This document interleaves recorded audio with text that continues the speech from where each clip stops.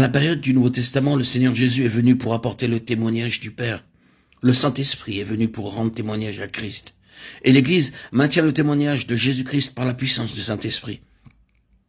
Témoigner de Christ aux autres signifie que nous leur disons ce qu'est Christ, qui il est. Cela s'appelle le témoignage. Si nous le considérons par rapport à Dieu, ce témoignage n'est rien de moins que lui-même, en relation avec nous. Ce témoignage est une chose très sérieuse, car il devient loi.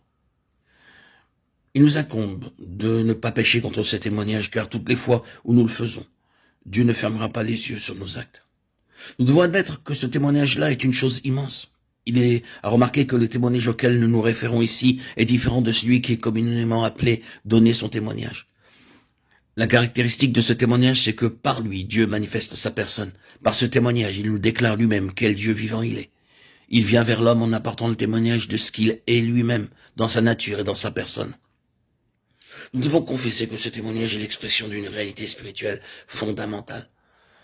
Tout ce qui n'est pas en rapport avec cette réalité absolue ne peut être en contact avec le témoignage. Nul ne peut en définitive porter le témoignage de Dieu, puisque d'éternité en éternité, le témoignage divin est exprimé par Dieu lui-même. Il est le seul qui puisse nous dire ce qu'il est. Nous pouvons beaucoup parler de Dieu, déclarer ce qu'il est et conclure que nous témoignons pour lui. Mais toutes ces paroles ne sont d'aucune utilité. Nous pouvons dire ces choses des dizaines et des centaines de fois. Malgré cela, le témoignage dont nous avons parlé, qui ne peut être donné par l'homme, il doit procéder de Dieu lui-même. S'il ne parle pas, il n'y aura pas de témoignage.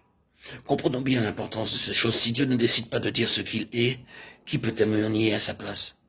Nous pouvons parler sans cesse, mais ce ne sera d'aucune utilité, car c'est nous qui parlons. À moins que Dieu ne parle, tout n'est que vanité.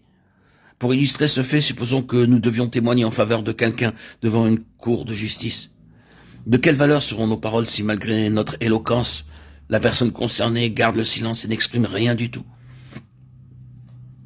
Redisons une nouvelle fois que le témoignage de Dieu, c'est Dieu parlant de lui-même. Et s'il ne dit rien, il n'y a pas de témoignage. Ainsi donc, témoigner pour Dieu nécessite que l'homme soit en contact avec Dieu lui-même, afin de dire les paroles que Dieu désire prononcer.